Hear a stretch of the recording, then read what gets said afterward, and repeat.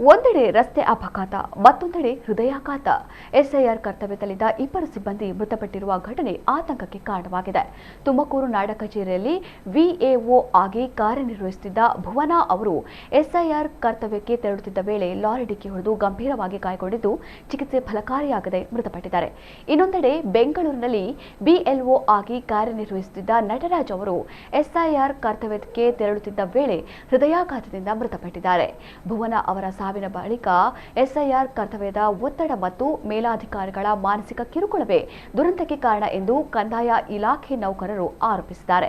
ಈ ಹಿನ್ನೆಲೆಯಲ್ಲಿ ಜಿಲ್ಲಾಧಿಕಾರಿ ಕಚೇರಿ ಎದುರು ಕಂದಾಯ ಇಲಾಖೆ ನೌಕರರು ಪ್ರತಿಭಟನೆ ನಡೆಸುತ್ತಿದ್ದು, ತಪ್ಪಿತಸ್ಥ ಅಧಿಕಾರಿಗಳ ವಿರುದ್ಧ ಕ್ರಮ ಕೈಗೊಳ್ಳುವವರೆಗೆ ಹೋರಾಟ ಮುಂದುವರಿಸುವುದಾಗಿ ಎಚ್ಚರಿಕೆ ನೀಡಿದ್ದಾರೆ.